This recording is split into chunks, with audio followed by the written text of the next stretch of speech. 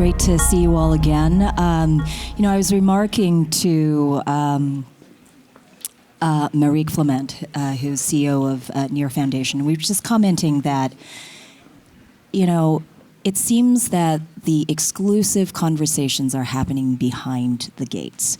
But here is where truly the free flow of ideas, the free flow of discourse really is representative of not only what we're experiencing right here, but also along the promenade. And it's an incredible showing. It's also an incredible showing right now, and I'm thrilled to moderate this next conversation about NFTs in the creator economy. It's something near and dear to my heart as founder, CEO, and editor-in-chief of Forkast. This is a global media platform that discusses all things blockchain, crypto, and Web3. But even we know that to participate as a media, as a publisher and as a broadcaster entity, that we must think about the new standards of how this technology applies to even our space. So we just launched NFT-based founding membership because we believe it's not just about art, it is not just about transactional, it is about the community. So I'd like to explore that with this group of really amazing leaders in this space. So first, I'd like to introduce Heidi. Heidi is co-founder of POA. This is a platform that helps artists fundraise, market projects, and build their communities with blockchain-based tools, including NFTs. Would love to explore and get some ideas and also see where you think this space is going. So welcome, Heidi. We also have John Brevard over here. He's an American designer, architect, artist, developer, and crypto blockchain enthusiast. Multifaceted developer of Six Senses Iceland and Six Senses British Virgin Islands. Very familiar with that brand. It's a beautiful space, and this is really where people get to, explore and relieve stress, but also really re-energize. And this is that space to do it as well. And then we also have Anne-Marie Paz, co-founder and creator of NOIR. At the intersection between physical and digital, NOIR is both a sparkling wine and a digital token. So I want to explore all of that. So welcome, everybody. I think the first question, how did you start thinking about NFTs and how it could be applied across a greater industry? What sparked that interest for you? Heidi. Sure. So I also should mention that I actually have two hats. So one is I am co-founder of POA, which is the building community using NFTs and other digital assets and tools. But the other one is I'm head of investment products for what is considered a top 5 crypto asset management firm, which is also registered with the SEC out of the United States. And we launched one of the very first NFT funds that invests in both NFTs and the startups that are building out the ecosystem. So I have had a passion to help artists. I come from an artist family and friends, and living in Los Angeles and Hollywood. I mean, every other person is a starving artist, and thought there just has to be a better way in this new Web3 opportunity that we have to help really elevate and allow artists to reap the benefits of the own art that they create. And that's really where the passion started. Mm-hmm. But as I've also sat on this investment side of things, I've really seen where the innovation can go. And I think that NFTs go far beyond. I mean, it's wonderful that we're here talking about artists, but I also do believe that NFTs go far beyond art and artists into other opportunities, including enterprise, and will be very, very disruptive in the best of ways as we move into Web3. And the exciting part is that that's the whole point of these technology discussions. That technology allows us to see opportunities before they even exist in the real world. And this is that opportunity right now. The first proof of concept obviously was in the art world, but even from our vantage point in Asia, as we take a look at the space and cover the space, it's bleeding into fractionalized assets like real estate, like so many other assets that in the traditional space that we're seeing. Anne-Marie, you are in this space. You're applying this thinking. What was the impetus for you to apply this technology in the way that you see it? So my background is I studied industrial design at Pratt, and I became a footwear designer for Nike. So that's what I was doing for 10 years. So I learned all about product design from first sketch to when it reaches the consumer. And recently realized the power of digital NFTs and how they can serve enterprises and individuals. There's a sustainability aspect to it. So originally, we created a wine, a sparkling wine, and the first version was actually a canned version, and we wanted to make the most premium version. And so we developed this product for the Sora community, and then built a network basically, and built a consumer base of people who were buying our wine with XOR, which is a token of the Sora ecosystem. So that's how we sort of crossed into the crypto realm. And we just realized over time, I mean, we saw NFTs evolve from CryptoPunks. Actually, CryptoKitties was the first real NFT project. Yeah. So from there, seeing like the power of how the community decides the value of these things was very interesting. And so the next evolution for us for product was to create a phygital. Basically, NFTs would have some utility and be connected to either a product or a service, which you could redeem for that product or service. So for us, it is going to be a bottle of sparkling rosé, which you guys get to try tonight. But that's how we got into the NFT space.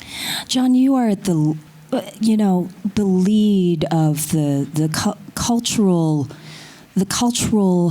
evolution of how we want to live, how we want societies to function.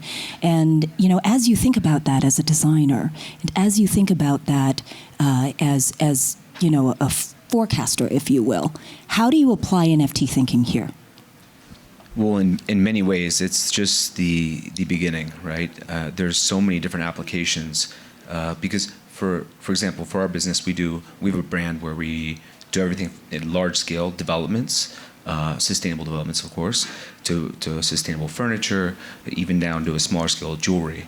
And across such a wide category range, NFTs can be helpful not just for the obvious use cases or the ones that you guys described, but allowing for, in the case of inventory, you have inventory and you're able to have liquidity. That's a simple way. But we had recently a fraud case where someone purchased something from us and we got a check on Friday. It cleared, it was on our account, and Tuesday we were about to give the piece to the person, and the check got bounced back from our bank. Luckily, we didn't. But the point being, the reason why I mentioned that story is it makes me realize that we're witnessing right now a fundamentally decaying system, an old system, and I think that what we're seeing with NFTs, although it's clearly a bubble and 90% of them are going to go to zero, I know I'm preaching probably to not the right group here. We see these bubbles over and over again throughout history in economics and currencies, or whatever it is. These bubbles always exist, and it's kind of like a fourth turning moment in a way where we see these fluctuations.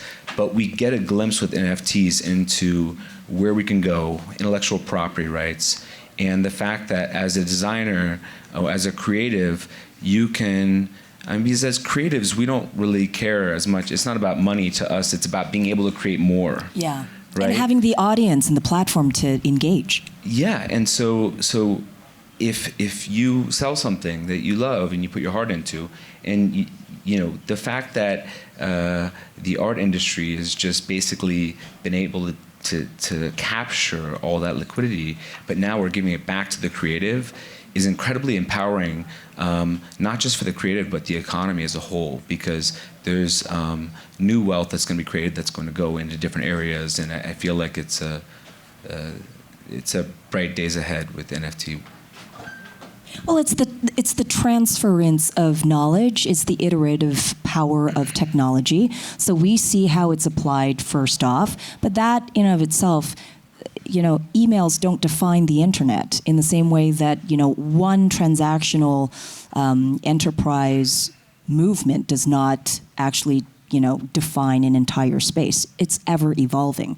So to that point, where do you think it's evolving to? I think we all are starting to see that this does go beyond what it is currently being expressed as. And how do you think about that from both an investment point of view and an enterprise point of view? Yeah, that's a great question. So, and maybe I'm preaching to the choir. Maybe you're all NFT aficionados in here. But quick 30-second recap of where NFTs have been and to where I think they're going. Obviously, NFTs started off as more collectibles, how we collect art. And we saw that with the most famous early on was Beeple or IP through NBA Top Shots. Then we saw that move into these pictures for your profile on, Twitter or whatever your social media was. So replaced the people with the blue laser eyes to, maybe it was a CryptoPunk. And then that moved to and when I say move, it doesn't mean that the rest of the community is dying or what was used before is dying, but it then changed or evolved into utility NFTs, and that started with the Bored Apes. So if you bought a Bored Ape, that not only gave you access to that or ownership of that NFT, but it gave you access to an entire community. Right. There are parties, events, they would airdrop other NFTs. You had your own private Discord channel, all of these things. And that really changed how NFTs are being developed today. Yeah. So from an investor's perspective, what we're really looking at are the utility NFTs. And as well, when I say utility NFTs, there's not just a network NFTs, but there's other kinds of NFTs that might give you access to a DAO. I think something what you were talking about sounds really similar. You can buy an NFT, you're part of a community. So for example, there is the Links DAO, which is a DAO for golf courses. You buy their NFT, some of the funding goes to help purchase a golf course, but then you're part of a community, you get to vote on things. So that's one kind of utility. Another would be actually using your NFT in games. And there's some controversy around that. I'm happy to talk about that as well. It's most often called play to earn. Mm-hmm. Some people are saying it's more work to earn, but you can use your NFT in these games. You put in money, and then the more you win, the more money you make. If you can't afford the NFT, you can loan or you could borrow it from somebody. So some utility there in gaming. And also governance opportunities within the metaverse. I am really looking forward to, and I had a conversation about this earlier today, is what happens, fun, all of this metaverse gaming is really fun, but what happens now when we are talking about digital twins? Some of you might know that Seoul, South Korea plans to be the first major city to launch a digital twin of its city, in which its citizens can go take care of services through their individual avatar. So for me, I was thinking, okay, LA. I get in my car. It takes me an hour and a half to go downtown LA, park $100. Maybe I'm going to probate court. I'll be there for 3 hours. I mean, it's a whole day process. And instead, I could send my avatar, and it's done in a few seconds. But then think about the enterprise opportunities with NFTs. I mean, yes, enterprise NFTs to help grow communities around enterprises, which we haven't even scratched the surface yet. But imagine also in the metaverse, the last 2 cars I purchased, I did not step foot on a dealership. I mean, as a woman in the United States, even though I have an MBA from a top MBA school, they still refuse to talk to me about finances. It's all about the color of the car. So here I can go in my avatar, take a look at the car, be much more immersive. Maybe the salesperson is there in a form of an avatar, and the transaction is done, built on an NFT. I'm given the NFT. Maybe it's the image of the car, and there's my digital deed. To me, that is where the earth-shattering, I should take that back. It has been very shattering and disruptive in the best of ways, but to me, I see an explosion of opportunity as we move towards that. When you think about the creator economy, I think these two words aligned together is very powerful.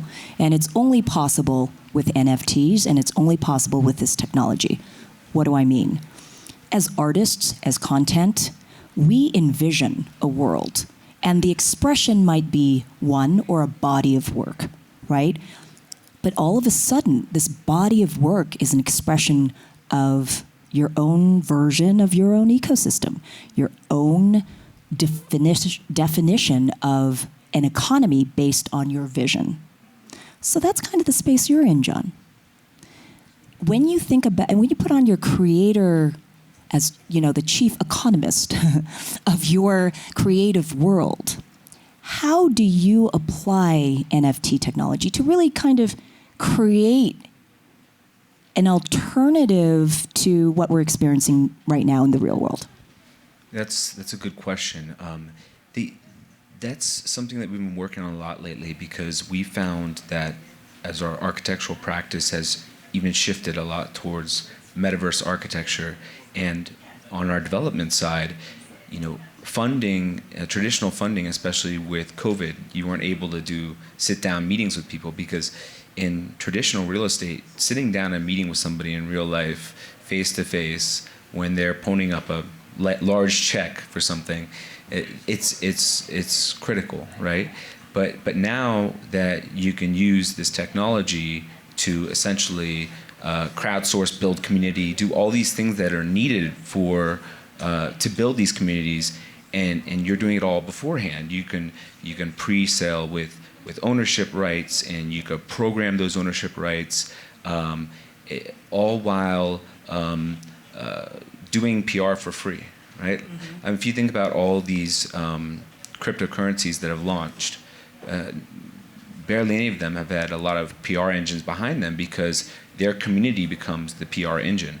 So as we're thinking and as we're building some of these sustainable communities, we're finding that a lot less work has to go into flying around the world, which is not truly sustainable, meeting with people, and it's all done through virtual community building and raising money that way, and selling membership rights essentially to be part of this. And so then it goes back to design again, because if you say, okay, I'm just building this box with some holes in it, who wants to be part of my community? It's not very inspirational. So what we always return back to is sustainability, design. We do a lot of fractal and biomimetic designs. How do we really inspire people that are like us, that are looking ahead and looking on the horizon to what NFTs are doing and what they're disrupting, and saying, like, what do we want the future to look like? That's right. How do we want our children, and how do we want to live with our families moving forward? Because the typical idea of community is shifting. And so for us, the use of NFTs is a powerful tool. And it's kind of an all-in-one tool, like building community and raising funds and everything all in one. But it's a way to truly directly interact with people who really are inspired by your very specific point of view. You can't inspire your community unless you have a very specific point of view. And this platform allows direct engagement. You see that. You see that every day. Explain what that is like in a way that pre-NFT, pre this technology, was a little bit more difficult. Sure. So during my time at Nike, I really saw how the supply chain works and how, products are built and the whole process. With NFTs, I think there's an incredible sustainability aspect to them that we're just now discovering, which is it gives enterprises the power to mint NFTs and figure out their supply chain before they actually make the products. So for example, if I was designing something for a specific season, sometimes they would make 2 million pairs of this shoe. And then what if only half of that sold? You have all that waste. Or if there's a new designer launching a line, they're a budding, emerging designer. they don't know how their product's going to be received. So they make all this product and then they put it out there and then maybe it doesn't sell as well as they thought. There's a lot of waste. And so by minting NFTs as a digital, it gives designers, it gives artists, it gives enterprises and brands the opportunity to see how many of this item will actually sell. So you can, see, only 500 of these bags were sold. And so I think it's creating not only a more sustainable production chain and supply chain, but also like encouraging consumers to buy like less and smarter. So just sort of removing this fast fashion, Absolutely. consumerist mindset, like being more thoughtful. I know for sure, like, I would love the day when all luxury items or things that you really invest and work hard to purchase come with an NFT, and it's like there's your certifiable on-chain proof of authenticity. Yeah. You'll have that forever in your memory record bank, and if you ever wanted to transfer it, the NFT serves as like a deed. So yeah, that's something. And a bag for your avatar. A bag for your avatar, exactly. Or a digital dress from Digital Balenciaga. dress. What's right. in the avatar's bag, though, is the question. Another more NFTs. More NFTs, so it's fractal. It's fractionalized and fractal. It's totally true. But look, you're talking about real world problems, okay? You're talking, what is the one of the key issues that we have been talking about for the past decade? Sustainability. Where is that solution? And yet here is a very applicable way that we are already seeing consumers engage in. They're like, yeah, I want that. I want to be in the metaverse. I want to engage, because I don't want to hop on a plane, to your point, John. I don't want to, think of the carbon footprint, of all these private jets coming in. And to have these conversations, but also what if, right? And that's the technology play. Well, I was going to say that, typically, if I sold you a table or something, right, you would want that table to be in your house or know that it's being shipped or whatnot. But there's, you mentioned fast fashion. One thing that's been a very important part of what we do is we've always had a principle that we only build things that are built to last. So if this is going to end up in a dumpster in 100, 200, 500 years, we won't build it. So I know that's brought us more on the high end, which is not about equality as much, but we're trickling down a little by little, and we're trying to reach as broad of an audience. But the whole point being that when things were built back in the 1920s, mid-century, Yes. even furniture, that furniture is worth more now. Yes. And now it trades at auction houses, because it was built well, it was high quality, it was, and so now we have to think about how NFTs actually help us with transacting with that and providing liquidity. So let's say you have a lot of inventory, a lot of great furniture, you can get liquidity instead of selling it, or you could hold on to it till this other person decides that they want to actually take physical ownership. I mean, there's all sorts of programmability that goes into it, and use cases that we're just now seeing, but it's still so early. But yes, Do you think it empowers people to actually lean into their point of view instead of following trends or buying somebody else's point of view? Do you think that this kind of empowers people a little bit more to kind of interact in their own mini economy of their own taste in the metaverse? On my end, absolutely. Yeah. I think that we're all creating. We all are our own brands moving forward, and we all have our own little tribes and our little groups, and this allows us to capture people that share our interests. My only hope is that we don't become too polarized in the process. I know there's, the biggest issue of our time, one of the biggest besides sustainability issues of creating regenerative design for the future is this issue of income inequality, right? So how do we kind of bypass some of those potential issues that are coming from? Because as we promote ourselves, let's say on Instagram, look at where I am or whatever, people that can't travel or can't come to Davos, they look at it and they're like, You know, How do we engage? How do we participate? Exactly. How do we participate? How do we use NFTs to continue to empower on a greater and greater scale is the question I think we're all thinking about a lot in the process. Heidi. Yeah, I was just going to say, I think that there is tremendous opportunity for, right now, the metaverse, and I know we're kind of mingling metaverse and NFTs together, but that's the next stage. It's the next, and any type of asset or privacy information, all of that will be built on the backbone of blockchain in the form of an NFT. So what I think is there's tremendous impact opportunities that unfortunately we're not talking about yet in the metaverse or even with NFTs in general. But right now what we're seeing in the metaverse is a lot of crypto bros and a lot of the gamers, and that's fine. Not here. All good. But imagine if Walt Disney were alive today. What could be built in the metaverse? The metaverse is limitless. We can build and design the world maybe that we've always wanted to live in that doesn't exist here.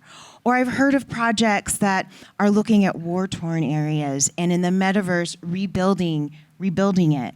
I've heard of projects for refugees that are they need mental health services, and it's a great place to meet in the metaverse. There's a project I'm looking at. I was involved with Afghanistan and a lot of the evacuation of women and girls out of Afghanistan. Girls' schools were shut down. But the Taliban cannot shut the schools down in the metaverse. Yeah. I mean, what an amazing opportunity to use this new land, new world for good. That is really the responsibility, as you think about it. Beyond enterprise, that is really the promise of this social impact.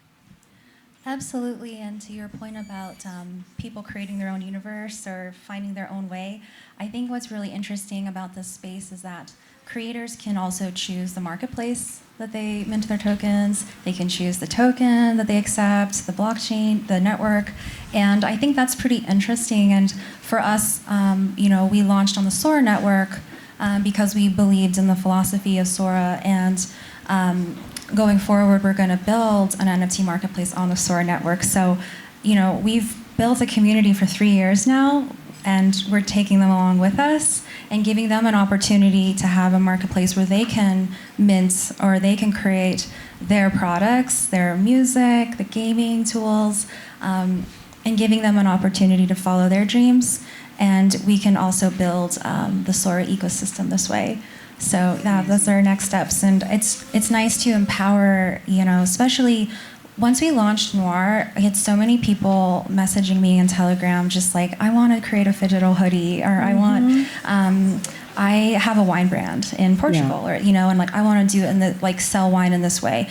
Can you help me? So we wanted to expand NOIR to create different new varietals of wine, but now we're like, let's build it out even further, and just do give people the opportunity in many different categories to make NFTs. I'll share even just what we're doing at Forkast, having launched our NFT-based membership. It is creating that dialogue that democratizes this conversation beyond just what's happening, behind gates over here. And really sharing that discourse to membership. That's what it's about. And I love the phygital aspect of it, because we got a hoodie that you can wear in the real world. You're the only person in the world who has that. And it's a nod to your point of view. And then in the metaverse, when you interact with us, that's also something that you could wear, or something that gives you access. We see it as a wallet, as a passport, if you will, that allows us as publishers, as media, to really think about how we engage with our readers, our viewers, in a meaningful way in the 21st century. That's what excites us. So there's so many applications of this in art, creator economy. Absolutely everyone here is participating in the creator economy and really defining what that space looks like. And so let's talk about dollars here. There's a lot of capital flowing into the space. Where does smart money go to work? When you think about even fundraising for either your investments or, your portfolio companies, for each of you, how do you think about that? Well, for me, personally, and to my kind of core group of friends, it's all impact, right? We all want to do things and invest in and advise and be behind projects. For example, I'm advising Superworld, and one of their big parts impact is they're trying to plant millions and millions of trees, and the more users they onboard, the more trees that they plant, they program that into the code. In the physical world, some of our developments, every development that we do, we plant tens of thousands of trees alongside our developments. Like in Iceland, there's no trees on any of our property. We have about 5,000 acres, and we're planting tens of thousands of trees in the process. But so how, that's what we're working on, is that transition between the metaverse architecture that's also connecting with the real world. How do you reduce income inequality? How do you provide sustainability, further sustainability, and in thinking about those issues and advising, investing in, supporting impact-based companies that are doing things to bring us into this new future that we see ahead. Yeah. Heidi, how do you think about that? This is a great question because I do wear these multiple hats. And so if I look at this from an investment opportunity, I love the quote by Amara, and please forgive me if I get it, I don't say it exactly correctly, but it's to the point of we tend to overestimate a technology in the short run and underestimate its impact in the long run. And I think that's what's happened in the NFT space. I personally do think that we're coming to a bubble. I mean, whether it was actually a smaller community than people know. There was only something like 970,000 active NFT trading wallets to begin with. That's a pretty small community if you think about it. But I would say the top 20 NFT projects, the floor prices have dropped anywhere from 30 to 60%.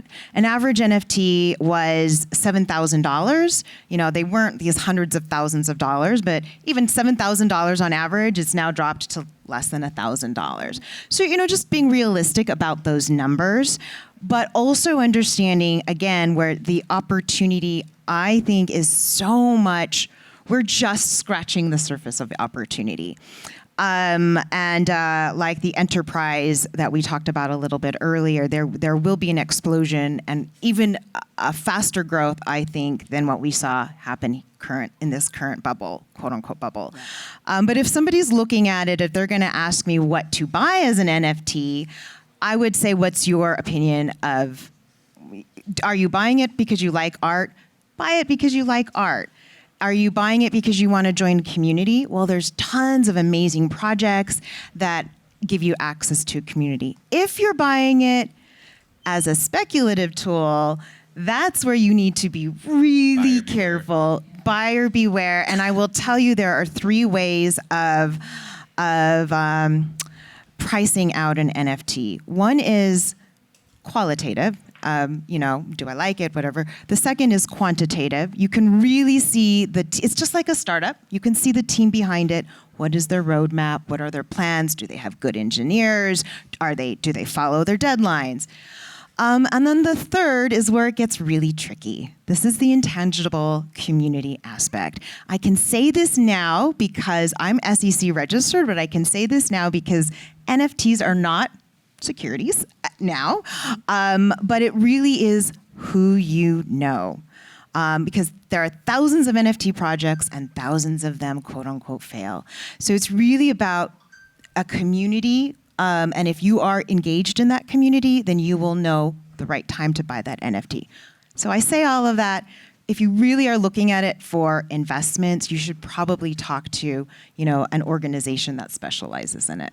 Yeah. Rather than looking at it investment in a speculative manner, what are you truly investing in? I would argue you're investing in community. You're investing in your own journey in this space. You're investing in your own experience. That, if you think about it, if we were to define investment, that's this space. But I also think we need to define community, because I feel like we talk a lot about community, but if you think about origins of community, going back several thousand years, you go out, you hunt a buffalo, you don't take the buffalo and just like hoard it for yourself. You bring it back to your community and you share it with your community. And whenever you're hungry, that someone else is going to share their buffalo with you. And you mentioned the tech bros or whatever, the crypto bros. And I don't know if I quite see yet, but I see on the horizon that that there's incredible technology that's built to last, and it's going to be here and for a very long time and shape our future for this next turning that we're going through. But going back to community, I think that there's a part of us that we're going a little bit back to basics in a way. And so for me, I've been thinking a lot about how do NFTs and going back to basics in terms of community work together. I personally just moved to Ibiza, and I was in New York and Miami, and I've noticed even there, community is so strong. People don't care, it's not about money or whatever. I'm on the north part of the island, not the party part. But people are so genuine and supportive, and it feels like the community of thousands of years ago. And so the question is like, how do we go back to those basic principles of seeing other people that maybe are hungry, and we bring in them some of our buffalo or whatever it is. I would just Sorry add for one people thing. who- I don't eat meat either. I would just add one thing. It's interesting you mentioned that about the community, and if one person succeeds, then maybe the entire community succeeds. So we're seeing that with NFTs and DeFi. I'm going to bring in another controversial topic, but a lot of young people who are those 970,000 wallet holders, they might be rich in digital assets and poor in fiat. So a lot of them are looking at inflation. How am I ever going to buy a house? How am I ever going to get out of my student loan? What kind of world is left for me? Yeah. But what I can do is take my NFT and I can actually get loans on my NFT. And so there's this whole new NFT meets DeFi world, and it is very much community driven. Yeah, and the idea of liquidity as well. If you're an artist and you're sitting on a bunch of paintings or works that you've turned into NFTs, you have that liquidity. It empowers the individual, it empowers the local community, it empowers their friends, and so I completely agree. And that's. And Anne-Marie, how do you think about that relationship even in your space? You're kind of the bridge between what a digital experience looks like for a brand and actual physical goods that coexist in the real world. Yeah, it's very interesting because, like I said about CryptoKitties or CryptoPunks, they were, early adopters, and I think that there's something interesting about that because it was community-based. It was early people in DeFi. It was a moment of time, if you're a part of it, and it's, they had the intuition to support that project, and for a lot of them, it paid off. And so I think that it creates, for the individual, it empowers a sense of fun, but also a sense of like you're a curator, you're almost like a galleryist discovering a new artist. That's really cool. If you're not like putting all of your life savings into it, and you're having a good time, I think that more those type of generative NFTs can be really fun and interesting. Like when I first saw Bored Apes, I was not interested, but now look, there was clearly a community that decided that this was a cool project and they believed in it. So. Yeah, for us, it's definitely we feel the future is phygital. That is like an NFT tied to an actual real good or a real experience. And a real service. A real service, yeah. And the utility can be burned. For us, we have our wine on a dynamically priced scale. So it's based on a token bonding curve. So the more people buy, the more the price goes up. So people can also see it as an investment because it is wine as well. And wine is... an investment asset. So it gives people some room to play. But yeah, I'm definitely feeling like phygital is the future, and I'm really excited to think about like luxury experiences as an NFT, luxury stays at resorts. I think once we start to see that, it's going to open up new doors as well. I'm a huge proponent of sometimes the questions themselves are more informative than the answers. So I'd like to open it up to the audience. How do you think about it? What are the questions that you have about the NFT space? And I'll just let you sift through that and reflect on that. But equally to our panelists, what are the questions you think are the most important to ask right now? Oh, okay. I Go do ahead. have a question. It's for the whole panel. It's about where you guys see rule of law as far as one of the problems with the NFT environment, because really there's really no direction to take investment into NFTs that's not speculative in nature, right? So if you have rule of law, you can invest long-term capital in the country or wherever the jurisdiction is.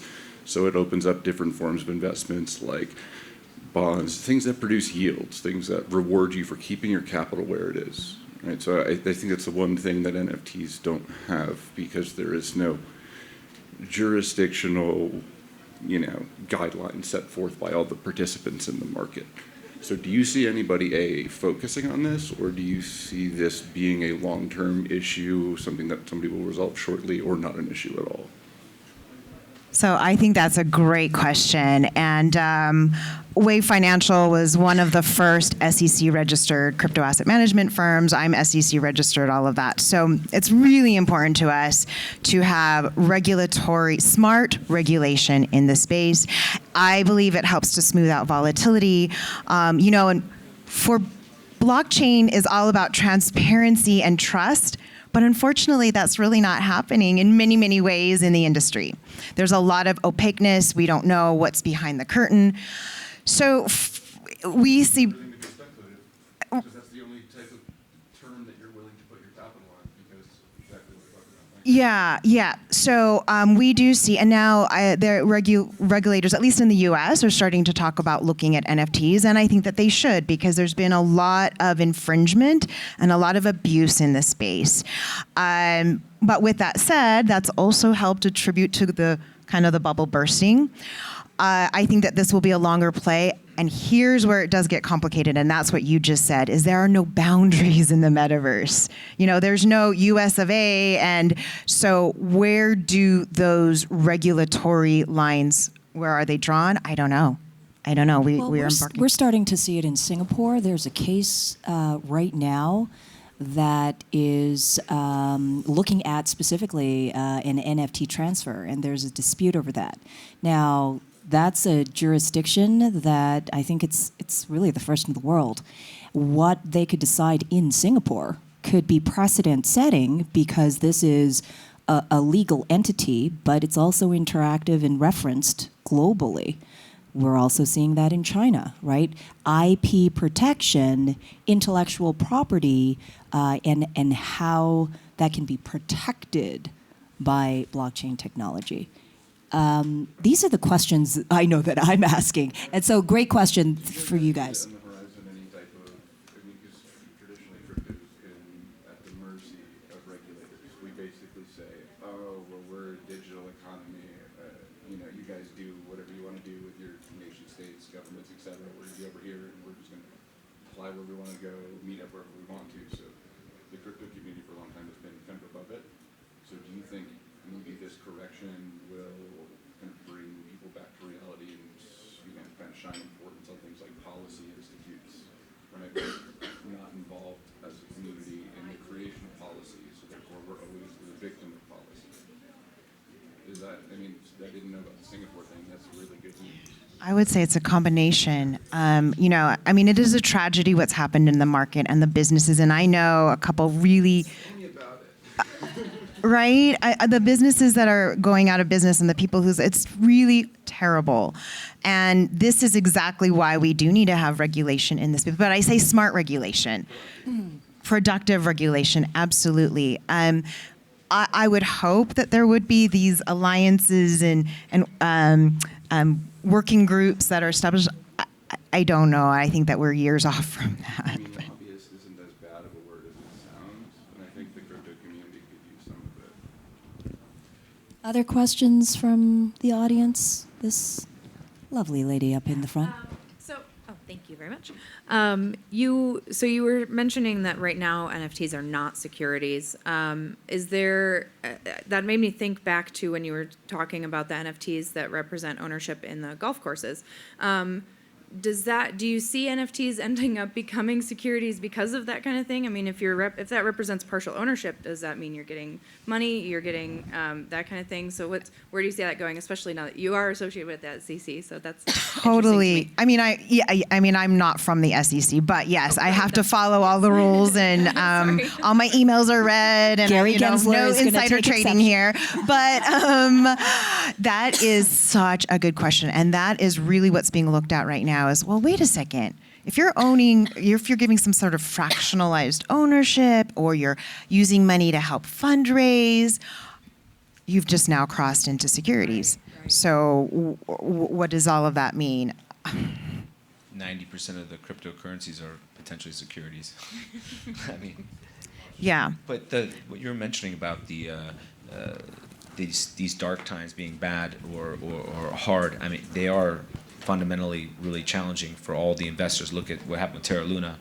But they're also good in a way, not to be harsh or cold, because at least, I mean, I've been in the space since 2013. I mean, you see the same cycles over and over. It's like fear, greed, like excessive, crazy valuations for what, you know? I mean, when I was stupid years ago, I would invest like 50 ETH, 100 ETH into like these projects, and like they would all go to zero. And it's just, you know, and you think about these things, and it's like now you go through the cycles, and I'm just so to speak for myself, but like just kind of cold as ice when these things happen, because you become harder from all the beatings, but also more wise, refined, in a way, and you know that, like, I was just talking to some 20-somethings down here, and they were like, I was like, well, listen, guys, like, you know, you make some money, you know, maybe buy a house or do something like that, diversify out. They're like, we're 100% in crypto, and I'm like,